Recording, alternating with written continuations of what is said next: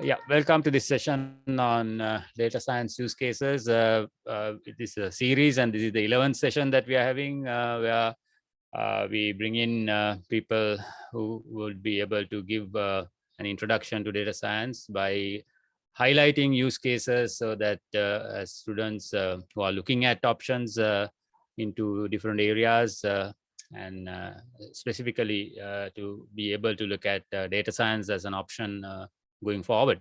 Right. So so we have Dr. Srinath Perera, who is a product of computer science and engineering, and he got his master's and PhD from Purdue University, one of the top universities for computer science. And now he's the chief architect at WSO2, and he has been a regular visitor. I don't think I need to introduce him to you. Most of you know him, and he has been a regular speaker at so many forums organized by CSE and a wider community in Sri Lanka and internationally. Okay, let me hand it over to Dr. Srinath Perera to talk about data science using some use cases from the enterprise. Thanks, Dr. Chan. Good morning, everybody. So I will talk about few use cases.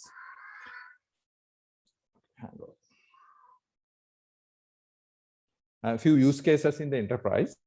So I won't talk about a lot of techniques. I think you have heard about that before in the earlier lectures, but I would talk mainly about the use cases and also try to pinpoint some concepts that might be useful that people often get wrong. So if you're trying to do if you're trying to do data science for the enterprise, it's very, very important that you understand the context and understand how an enterprise would think and value things, right? And it's not wrong to say it's about money, right? So it with a lot of focus on money, but it's not necessarily short-term money. The focus is in long-term money. To be honest, a company that can generate returns for a long time values much more than a company that can give you money, but very very quickly, but a limited amount. Like, for example, the Warren Buffett says that the best defense against inflation is investment in strong companies, right? Because they, I mean, given a company can create value and keep their lead, keep their competitive advantage, they can keep growing for a very long period. Now, actually, if you're interested in these kind of topics, read about the Indra Nayoni from PepsiCo. She fought for years and moved PepsiCo into a series of healthy products. Although in the short term it cost them more money, it built a brand and a reputation for a long time. So, okay, so the first thing you need to remember is that it's about money. So, like, for example, if you go and talk about an data science use case to an enterprise, you need to show how it creates money or saves money, or create one of the other things such as the brand, the competitive advantage, etc. Which can eventually lead to money. The second thing you need to remember is that it's a competitive environment where multiple. It's rarely that so enterprise usually sells something and there's a market, and there are usually competitors. I mean, there are rare cases that you dominate that market and maybe you have a patent or something that you are only the player. That happens, but very, very rare.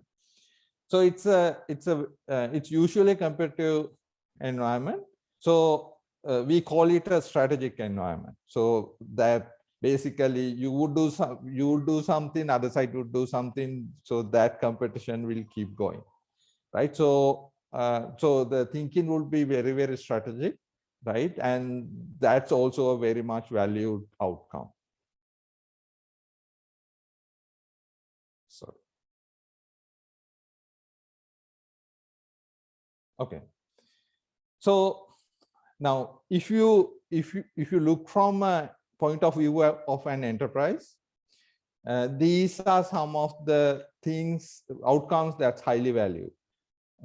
Efficiency and saving. It could be saving money, doing things better, doing more with less, right? So that's one of the common themes. One other common themes is improving customer experience in some way. Another one is finding and understanding existing markets. Another is forecast predictions. And the last one is automation and decision support. So there are other things, but these are very common recurring themes. So the way the enterprise would think, forecast would play a very, very key role. Because if you can predict the future, it let you align, act in the way where the future would happen early, right? So there's this famous quote by the Wayne Gretzky. So he's maybe the best ice hockey player ever played. He has this famous quote that I always go to where the puck means it's not the ball, it's okay,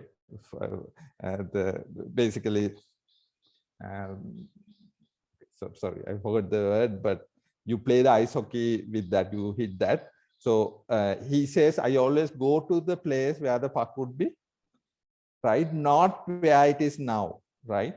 And he actually had explained that apparently his father, when he's very, very young, had thought by showing like hundreds of games to predict where the puck would be. And he had trained for years, so he basically say he can do that almost intuitively, right? And he would go where the puck would come to. So in the same parallel, if an organization know what likely to happen, they can act fast, right? They can be ready when that happens, right? And it's okay.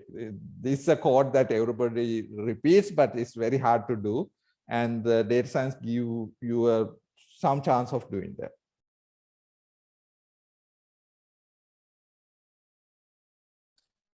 Okay. So one very important point I would like to make is that you would hear hundreds of cases where data science works, right? And if you look at the press, you will hear these hundreds. There's no, there's more than enough examples of positive cases where we can apply data science. It's so much that we forget that there are cases where you cannot apply data science. Although, I mean, it basically, the way we are trained to think is that if there's data and I need a decision, I can put a machine learning model into the data and the model will figure out what's the answer and we are done, right? And a lot of people argue that way, but that is not that simple, it's complicated, right? So there are a lot of examples, right, where the use case look like it works, but it doesn't. One famous example comes from 70s. In the Vietnam War, the US created this very complicated sensor network and analysts on top of that to try to detect the people coming through this Ho Chi Minh Trail, didn't work because they were actually going going under the ground, and they had these tunnels that's very, very long, etc. But you didn't know that. So you will, if you haven't heard about Nate Silver, you will hear about him, because he got before Trump, he predicted 48 out of 50 state elections accurately. And he has predicted many other things very, very accurately. But even he got the Trump's victory wrong. Right. So following are some of the common themes that breaks our data science assumptions. For example, one is that we assume that the history is always history represents the future, which doesn't always work, right? And another very common theme is that if it is a complex system where it's highly connected, so there's a complete field called complex systems if you want to learn about it a lot more.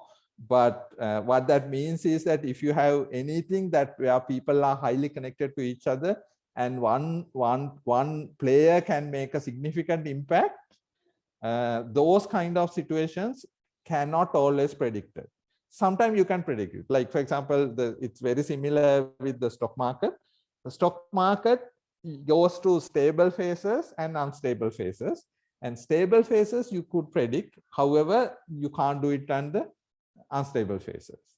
And the same for the weather, right? The weather is a complex system. We could predict up to 24 hours very, very accurately, about a week to somewhat, but then it basically goes crazy. You can't predict. So now these cases, another very common theme is that the average do not represent the outcome. Like, for example, you may have heard there's a lot of COVID predictions. Very hard to get right. Again, it might work if it stays stable, right? And the history will represent the past.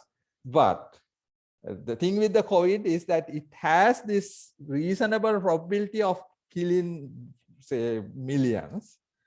And that probability will significantly affect the average. So it's very hard to get it right. Right. So these are the complex systems and large like this effect of very large numbers. So you can't get them. So there are a lot of chance it can go wrong. And very often also we run into another theme is that there's not enough representative data. If you look at stats, you will find a lot of these causes, right? So as a data scientist, you almost need to, I would say you need to think as a machine learning guy, because the machine learning guy thinks, give me the data, I'll solve anything. And if you go to a stat guy, he's very skeptical. You need to be somewhere in the middle, right? But it's very, very important to remember that it doesn't always work.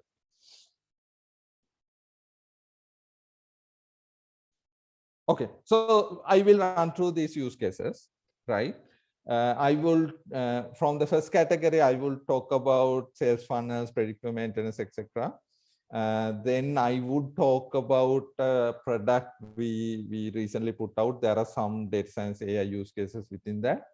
I will talk about few startups that, I mean, these ones we have nothing to do with, but these are good use cases solving very interesting problems. So okay, let's run through. Now, if you are trying to do something for the enterprise, this funnel is something you must understand. This is the heart of an enterprise. It's a sales funnel, right? So this is the usual setup. Basically, there's certain market that you are trying to get to.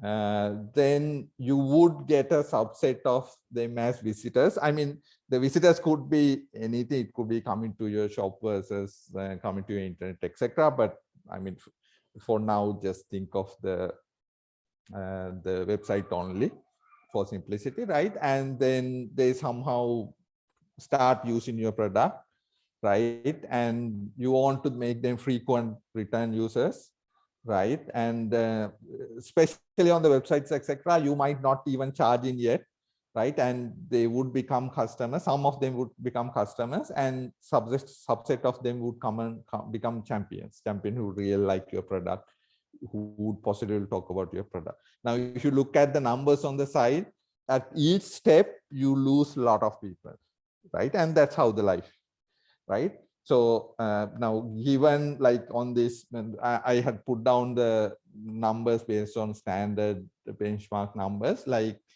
for example, if you're looking at a SaaS product, it's very common to have 10,000 visitors and only get 12 to 15 customers. That's how it works, right? And then you see on the adjacent to that, you see different functions within the organization who are responsible for different areas. Now, data science. So now, when you look at this funnel, there are well-known KPIs on top of this funnel. And I mean, these KPIs being changed and optimized, and basically new KPIs created, etc.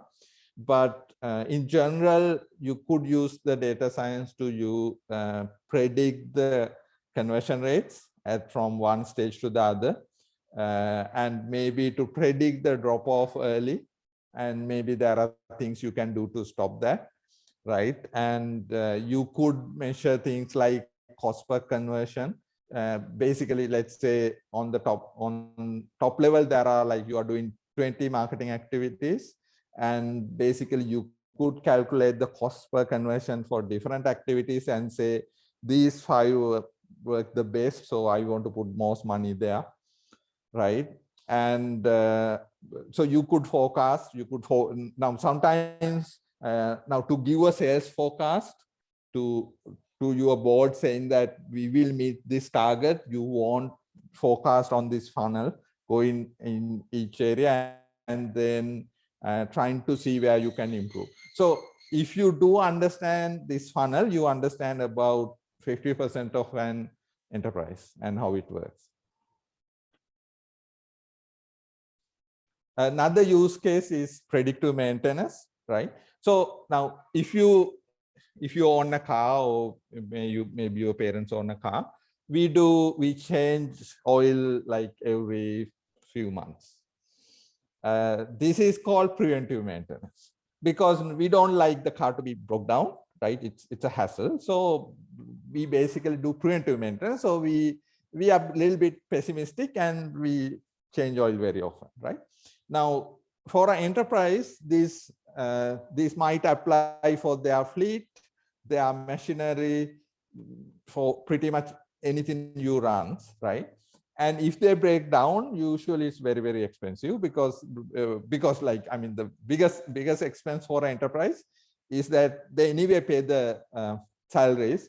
So if their employees are idling, it costs them a lot. Like for a software company, if their employees idle for an hour, like if 500 people idle for an hour, and if you do the math, how much that costs, that's a lot of money, right? So now, one option, the historical answer to this is preventive maintenance. That has been very pessimistic, and basically you pretty much replace the thing before actually it breaks much earlier. Basically, you take a very, very safe bet. But with data science and predictive maintenance, we could push that boundary more towards where it actually fails, right? And this, now again, you had to really think, right? Sometime there's a preventive maintenance line, and there's a predictive maintenance line. If there's close enough and the savings are little enough, it doesn't worth trying to do all the hassle. But for some use cases, it really matters, because it can save millions. The GE did this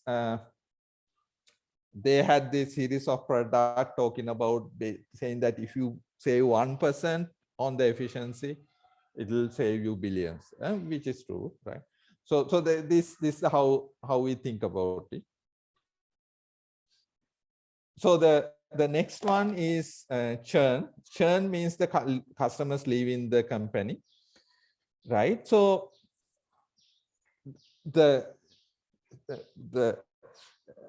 okay, when you think about growth, etc. So okay, famously Warren Buffett said that it's not Warren Buffett. I think it's Einstein said that the compound interest is one of the wonders of the world because the compound interest, for example, if you save 1% more, that basically you get interest for that next time. So interest for it next time it compounds, and very soon you get a lot. Like for example, from the day you go to work, like if you save, let's say like 1,000 rupees, and while you are like another 20 years, it's a lot of money and a lot more than you think. Sorry, even 1,000 per month. Sorry, it would be a lot of money. So this is called compound interest. So now in churn, it works other way around, because let's say like the churn of 5% versus 10%. Churn of 5% means that out of your customers you have, 5% would leave every year, versus 10% make a huge difference when you look at it after like 10 years. Actually, it depends on the exact numbers. Like it takes about 35%, 40% of the end number. It makes a huge difference when you add it up, right? So anything that you can do to churn really helps. And now this is the mathematical cost, right? And there's a lot more cost because it's a negative word of mouth. They would go and talk negatively about you, which will hurt you, right? And it will basically damage your brand, etc. So the data science have a chance to really look at the user, what he's doing, is he using it, like very common way,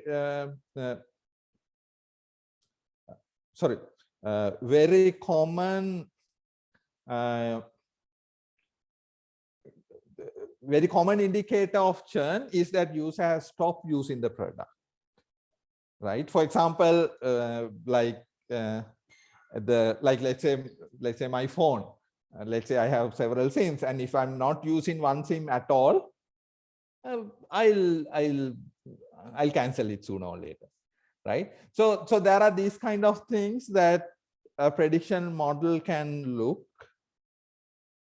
and try to predict, and you could go. So you could okay. Now this is a very important point. If you work, if you are trying to solve a problem for the enterprise, it's not enough to do the prediction and stop.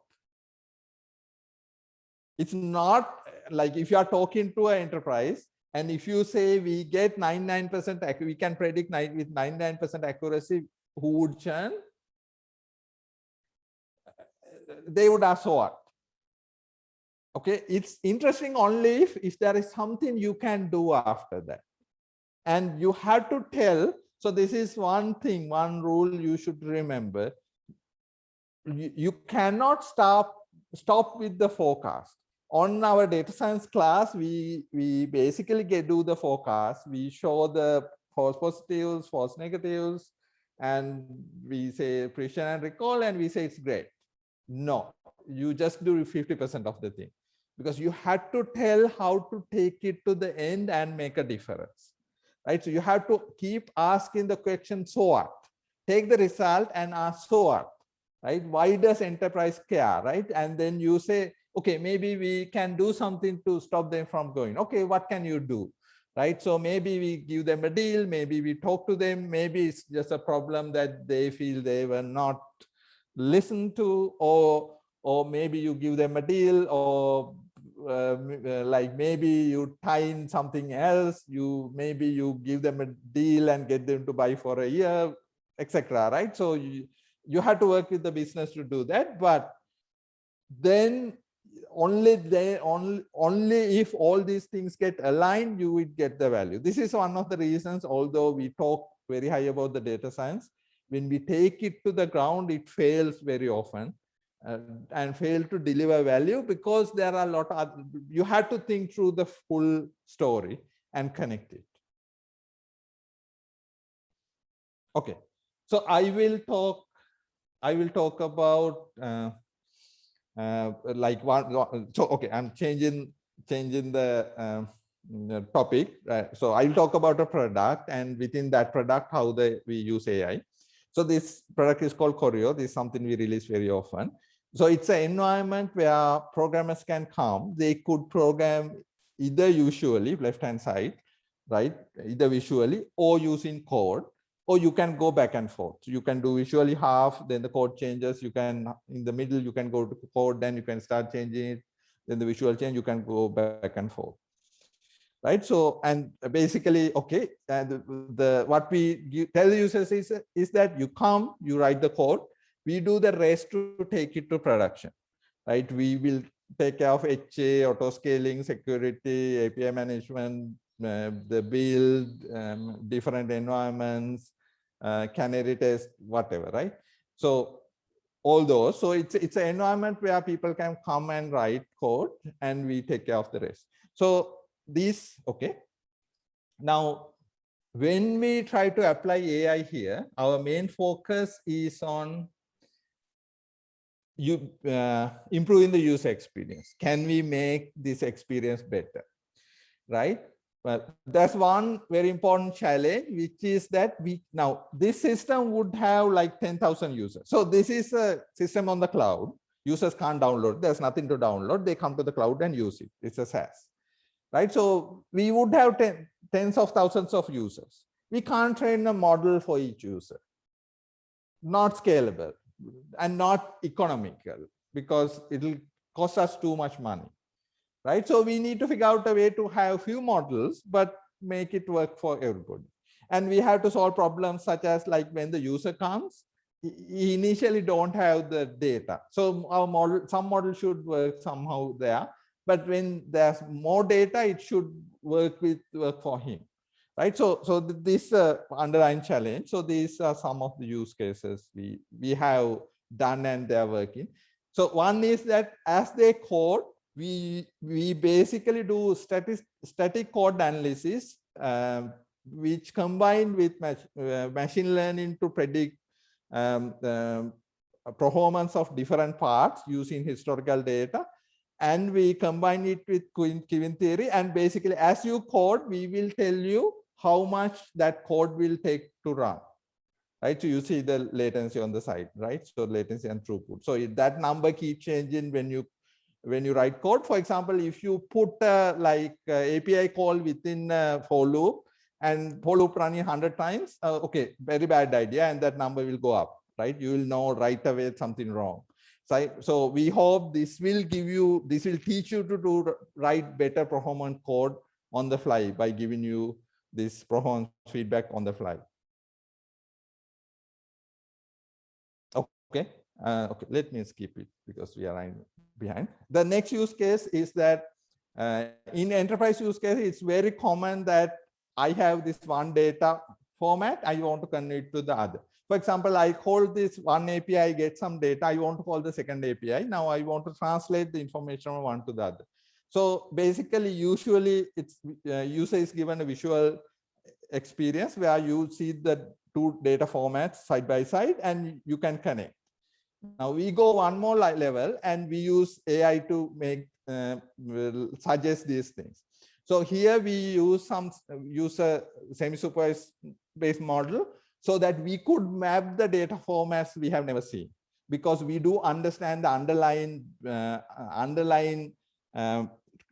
types that are inside the data structure in a lot more detail. So using that, we could map the data types that we had never seen. So another one is anomaly detection, because the user would run this system and let it run. If something goes wrong, he would like to know. he don't have time to keep looking at the logs, right? So we have been working with a set of anomaly detection, set of anomaly detection models from KDD, and we had beaten them, right? So we started with we tried with 3 to 4 models from 2019 2020 KDD papers, but then we have been combining and we had make it work. We had beaten them with like pretty significant improvement. So again, the use case is that I'm looking at this data, I'm trying to detect anomalies. Now, it's not good enough to detect the anomalies. We had to say why. This part we haven't fully figured out, but without why is very often you can't. Okay, I mean, okay, it's helpful to have the anomaly, but a lot more helpful if you can say why. So, okay, so this is a company, it's called SparkToro. It let you research about a market. Like, for example, you could go there and say, my audience is people who come to WSO2.com. Let's say you are a competitor for WSO2. You look at this, you say, my audience is people who come to WSO2. Tell me what are the podcasts they are watching. Tell me what are the YouTube channels they are watching. Tell me what are the keywords they search for. What do they have in their profile, etc. So this is a way to this is a way for you to understand the market and understand where your audience is and where you can find them and market to them. So there are a lot. Okay, so there are a lot of use cases that comes around automation, idea of this automation. Now, common theme is that they are not replacing humans, rather they are helping humans to do more and basically remove mundane tasks.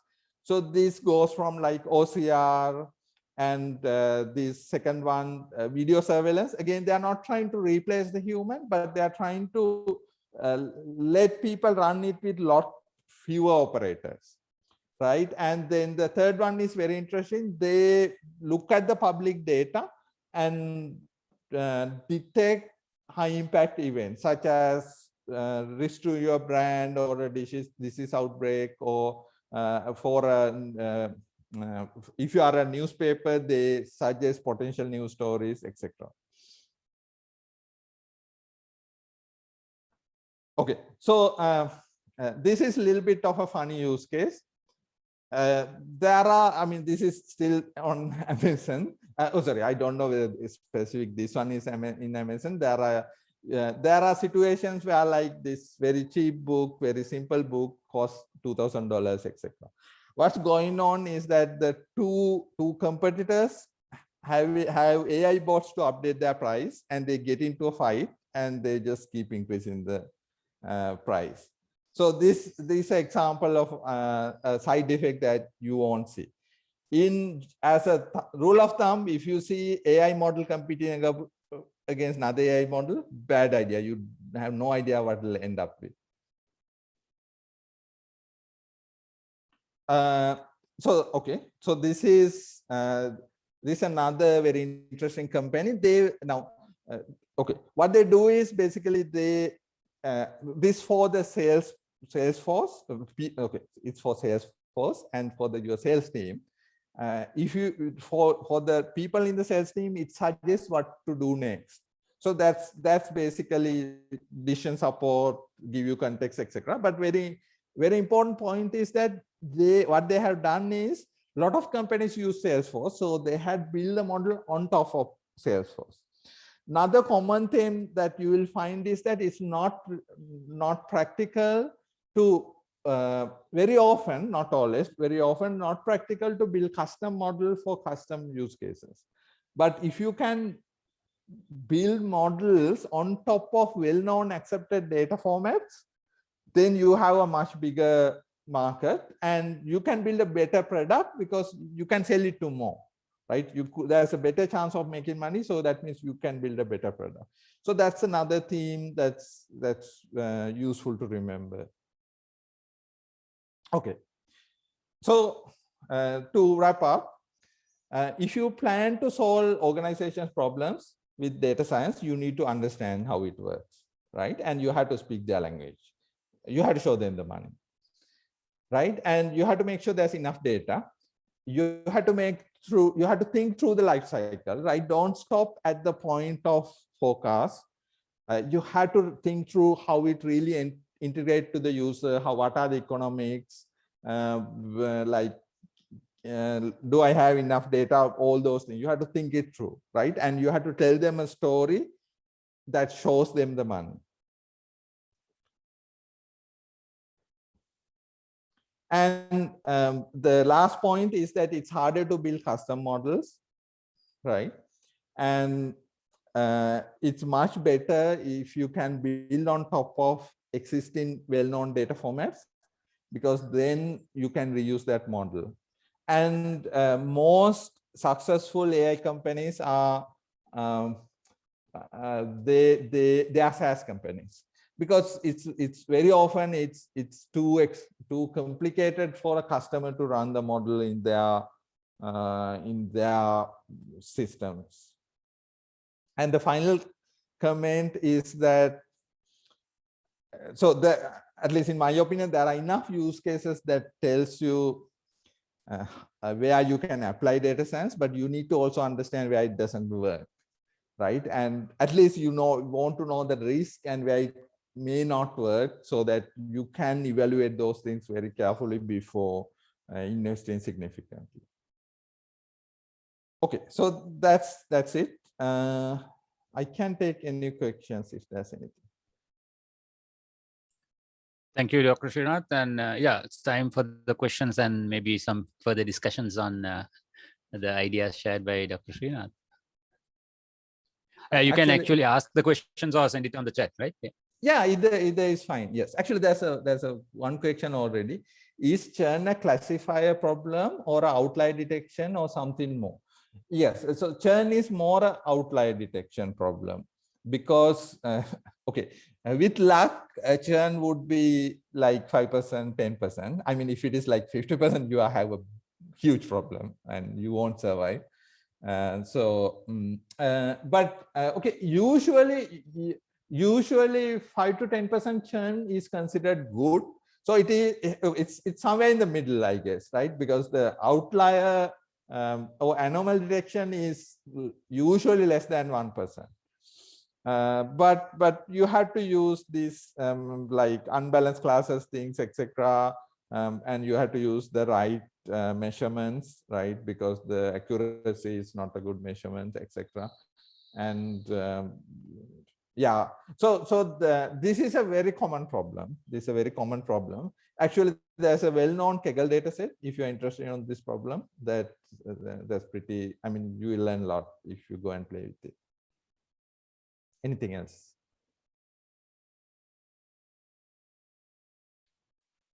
So when you're building models, it's good to have a lot of data.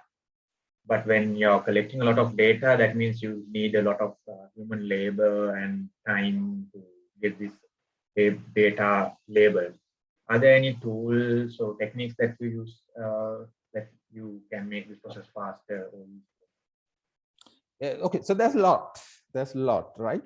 So so there are machine learning techniques where you can ask the model that where your uncertainties are high, right? Basically, you ask the model, where do you not have enough data? Okay, actually, the question is, for example, if you're using Bayesian, you could check which area of your scope that uncertainties are high. Basically, that means you don't have enough data. And if it is very rare case, you can maybe forget it, but it's a common case. That means you need more data from there.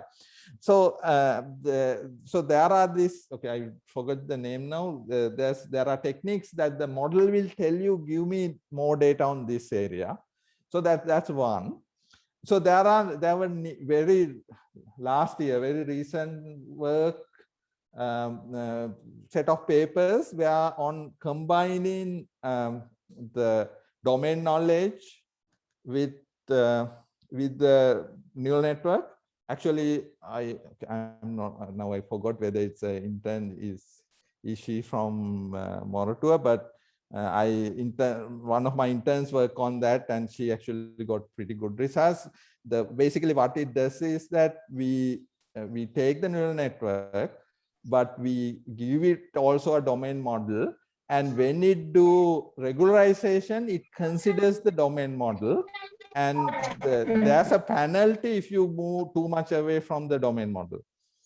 So basically, okay, what that does is that you can teach, like, for example, we use it for performance predictions, because the performance, we know how the throughput and latency behaves. So there's no need for the model to learn it from the scratch, right? And then we know we know pretty much the equation, but some parameters are open. So then we just get the data and the neural networks to learn those parameters by feeding the two. And there are techniques to use this like randomization, etc., to basically make, I mean, we do that a lot on the video and image data by like adding noise, etc., and creating new data, rotating, etc. I think that's now a well-known technique, but you could do it on the structural data ideas as well. So that's a lot. I mean, actually, the quality data beats a lot of data, but I mean, you had to take the use case and work through. And I mean, sometimes you had to at least build few initial models to get an idea. If data is representative, you get good models. I mean, then the problem is that, like, sometimes you have a lot of data, but if that lot of data is in very limited area of the domain, it doesn't help you. Okay, so I think that's enough examples there. So are there any specific off-the-shelf tools that you use, or is everything in-house, like built in-house? So you mean for the WSO tool? Yes. Yeah, we basically, I mean, okay, so we had at one point, we basically say we are going to switch to Python for all the machine learning things, because it's not practical to keep implementing the algorithms coming in. There are too many algorithms coming too fast. So basically we go on top of Python, and in Python, we pretty much have everything, right? It's very rarely that we would write a fundamental machine learning model. We usually combine it with basically we use TensorFlow, etc., and then combine it with other things. Like, for example, if you take this performance prediction thing, implementation is pretty simple, because basically there's a model that we had done to predict the individual element, like the service or whatever performance, and then we put in top of a queuing theory. And then on that model level, actually we use the domain model to handle the case where there's less data, etc. So there's detail there, but a lot of our work we have done so far is I mean, we haven't written a new neural architecture or something, right? Because but we basically use those, but then we combine it in new ways with new techniques, etc. And I mean,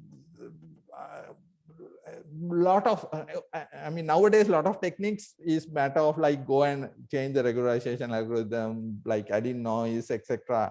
It's very rarely that we have to completely write something new. We haven't done for years actually now.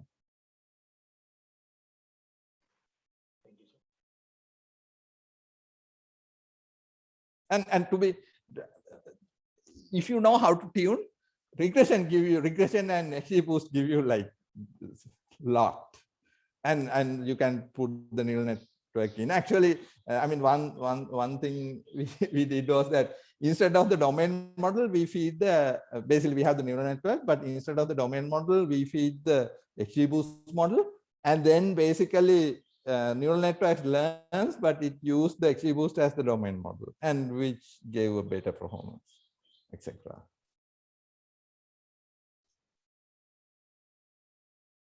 Srinath, we had a kind of a challenge running in parallel to the for the students recently, so this would have been a good advice for them. A challenge similar to Kaggle, and we ran it internally for our students only. So, yeah, any other questions? When it comes to the enterprise, I mean, with data handling, privacy, I don't know, we might be a little bit going overboard, but maybe you can. Yeah, no, yes. So no, this is something actually, even now we support GDPR for everything. So what we basically does is that actually we try to avoid keeping PIIs. As much as possible, we try not to even store the PII. For example, we don't need the IP address. We can keep the country or the company name, right? Which is not a PII, but the IP address can be a PII. Or you can take the IP address and basically mask the last 4 bits or two bits or 4 bits. I forgot now, but then it no longer it's a PII, right? There are things like that. So we try to reduce keeping the PIIs. PII means the personally identifiable data, right? So these are the data that you have to delete, etc. on the request. And most machine learning models actually don't care for the what individual user does, right? Only on aggregate. So basically, we basically store the data against the IDs, right? Anonymized IDs, and then you can analyze. Then at that point, we had to be very careful. We usually don't do any analysis about individual user or very small set of users, right? That keep us safe. But one thing we have to be very, very careful is that we cannot give this data to outside, because it's very hard to control how to put it, what a creative guy can do on top of that data, right? So it's actually new privacy rules make it very hard for us to share data outside for research purpose or whatever. I think that's the main impact, because for most of these models I showed, we don't really care for the individual behavior, and what we look for, there's nothing really secretive about the data. Still we do not share the data, etc., because again, it's very hard to look at the data and say there's nothing private you can't extract from that, right? So but for the most of these use cases, it doesn't affect too much.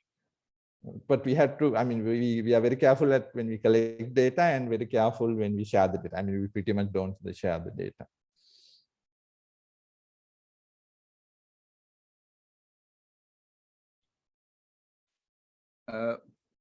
I have a question, like, has the pandemic or this lockdown situation changed the data science field, in your opinion?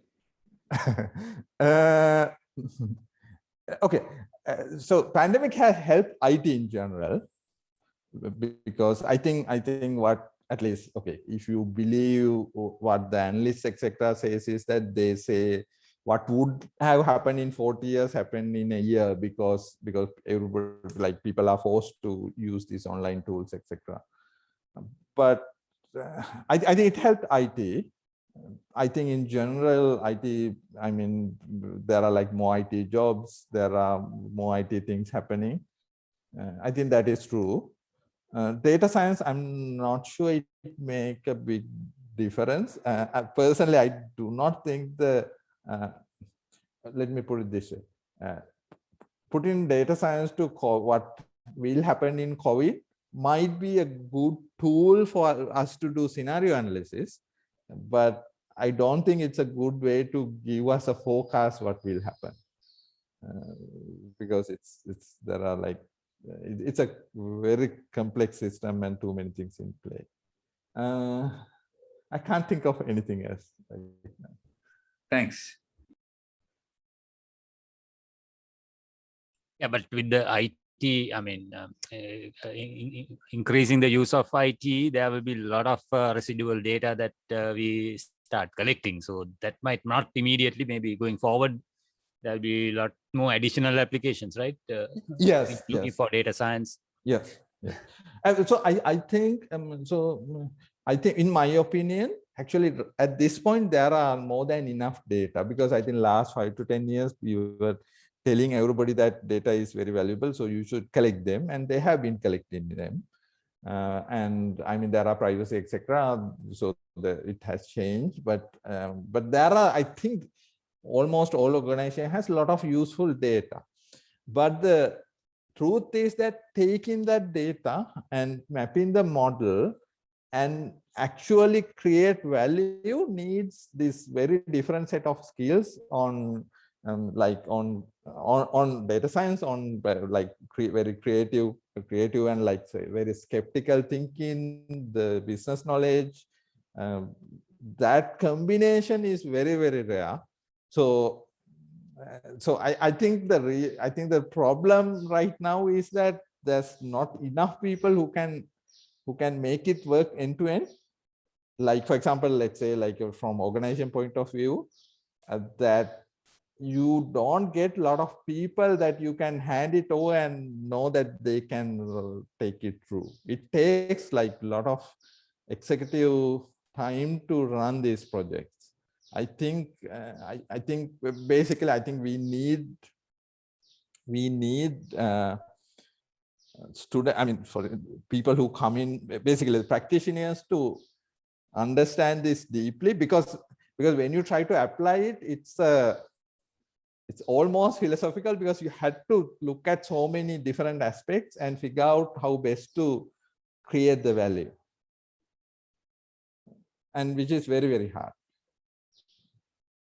Yeah, true. I mean, you see some failed cases, right, where they have spent millions but not getting the Yes, outcome, yes. right? And Because of what you're saying, yeah. Yeah, and then any project we do, usually we need like a lot of executive. Basically, you need somebody who understand all the picture and going into a lot of details. Because like for example, now let me give a very simple example, right? So if you make a very simple calculation or something, your results may be very different, right? And now you had, but that cannot happen. Like for example, like say if I oversee a project, I need to be able to trust that number. And now to me be able to trust that number, the person who's doing need to, so I tell people like always create like 4-5 rule of thumbs, right? To give a very simple example, like so you are calculating how many active users in the system, right? Now then I said that, okay, check how many people came more than twice, and check whether the number that counts is less than that number, because the returning users at least came twice, and the first number we had was higher than that number. So there was a bug somewhere, and of course when you go, I mean it was deep down somewhere, so you fix it, right? So basically to to be able to trust the numbers that data scientists give you, you need a lot of confidence in him. And a lot of people don't think that deeply, like they're lazy when you try to do these things, like so like I mean they have to think about testing it at a very different level, and it's very hard to get this from people. It takes years to train this.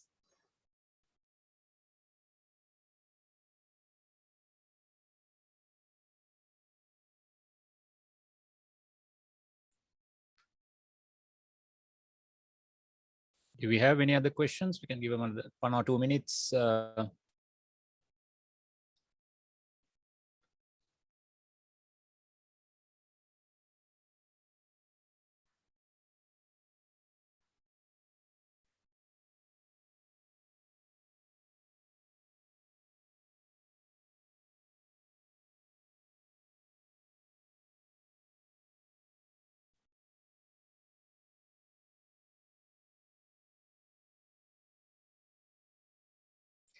Okay, let me thank Dr.